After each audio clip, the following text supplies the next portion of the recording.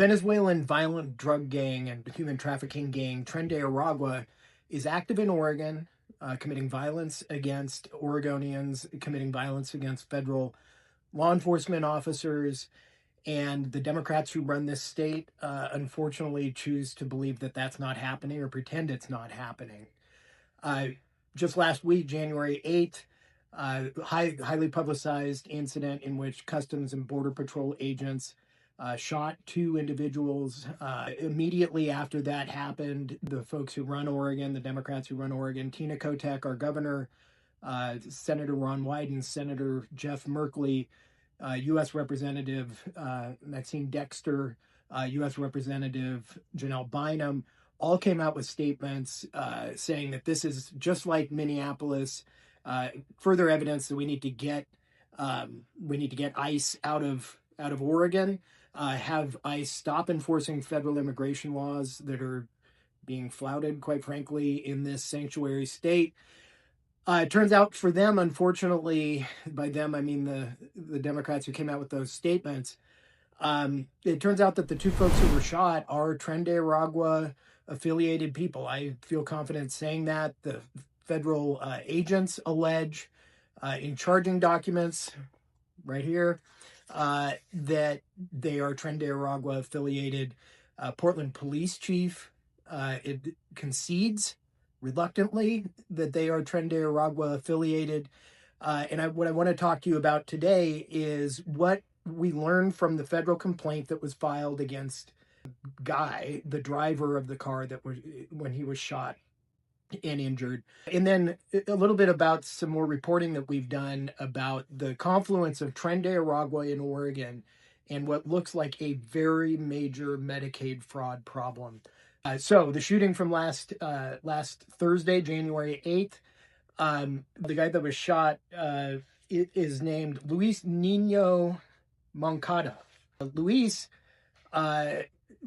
is involved with Tren de Aragua. Everyone concedes now. And he was in the car with a woman who authorities allege was involved in a Tren de Aragua prostitution ring. She was involved in a shooting, also allegedly Tren de Aragua related, back in July of 2025. Both are allegedly in the country illegally and Tren de Aragua affiliated.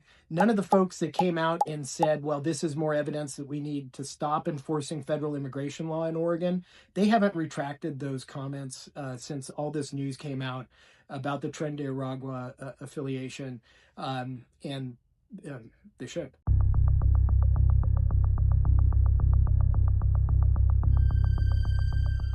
We've been reporting on an instance where there were at least 3 Tren de Aragua individuals living in a house in Lake Oswego, Oregon, last year, and for some time prior to that, who were they left the house in Lake Oswego on January 21st, 2025, drove up to Burien, Washington, kidnapped a lady, 58-year-old lady, outside of her apartment, shot at her, missed, loaded her in the car, robbed her, drilled her hand with a power drill to get her bank information to further rob her.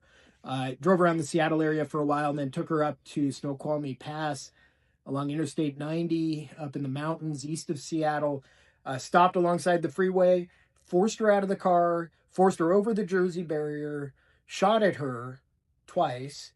They thought she was dead. They thought they had hit her in the head and she was dead. She did not die. She survived that shooting, crawled to safety, and that's how I know about any of this stuff that happened around that incident. So it turns out these 2 of the guys that went up to Burien to kidnap this lady and rob her and leave her for dead, they were living in a house. This house in Lake Oswego, we know, was operated by this company called Uplifting Journey LLC, which is a registered Medicaid provider with the state of Oregon. From public records requests, we've learned that the state of Oregon directly reimbursed Uplifting Journey LLC in the amount of $2.3 million between April of 2024 and March of 2025. That's, for reasons I won't go into, that's almost certainly a tiny fraction of the Medicaid money that Uplifting Journey was reimbursed from the state of Oregon. We also know that Uplifting Journey was associated with a number of other business entities that appeared to be doing the same thing in the Portland area, all of which are being done under very, very odd circumstances that are indicative of fraud to me. And here's why. Uplifting Journey LLC, it was formed by this guy named Julius Maximo.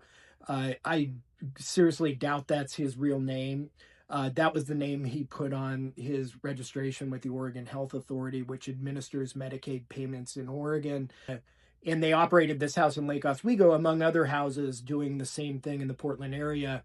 There were 17 police visits out to this house in Lake Oswego while it was under the management of Uplifting Journey LLC, this Julius Maximo, who's supposedly running, a residential treatment facility out of a house for people struggling with drug addiction, was out there running interference between the residents who were doing bad stuff and the police.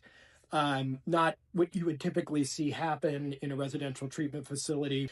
And even worse, one thing that I learned kind of at the end of last year is that Uplifting Journey was party to a lease in Gresham, Oregon, for another house. So a house where they could put 5 or 6 people, bill Medicaid for providing residential drug treatment services for them.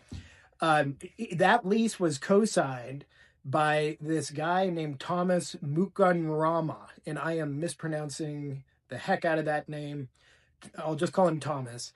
Thomas is a pastor out of Phoenix, Arizona. He is the pastor for a church that caters to Rwandan and other East Central African immigrants in the area. Thomas is also indicted by the Attorney General of the state of Arizona for laundering $5 million out of a Medicaid fraud ring in Arizona, a $60 million Medicaid fraud ring in Arizona. Now, that's not me saying that. That's not the Trump administration saying that. That's not anyone else saying that, except the Democratic Attorney General of the state of Arizona, who has charged Thomas and the other folks involved allegedly in this Medicaid fraud ring that allegedly stole $60 million from taxpayers down in Arizona. So you have this guy who's charged with laundering money from the Medicaid fraud ring, connected with this company that is fishy looking from a Medicaid fraud perspective, at least up here in Oregon. And you have that connection. There are other connections between Uplifting Journey and the Arizona operation. So what you have here is this story that connects this Tren de Aragua violent, bad Venezuelan gang activity in the state of Oregon. Everyone affiliated with it, so far as we know, is not in the country legally. Local authorities have done little to enforce the law against those people. Certainly, they're not in a sanctuary state going to enforce a sanctuary state law, or pardon me, immigration law. But they also have been running pretty rampant in the Portland metro area, and then expanding even northward up into Seattle to do the kidnapping. So you have that end of it, the Tren de Aragua violent criminal gang end of things, coming together with strong evidence of Medicaid fraud occurring in the state of Oregon, connected with this indicted by a Democratic Attorney General Medicaid fraud in Arizona. This is a big story. It's the biggest story you haven't heard of, if you haven't heard of it yet. We are looking at the very tip of the iceberg, I believe, in terms of major Medicaid fraud in the state of Oregon, affiliated with this Rwandan pastor out of Arizona, and with Tren de Aragua violent Venezuelan drug trafficking, human trafficking gangsters. And that's what we're covering here, and we're going to keep covering it until this thing gets the attention it deserves. Thanks.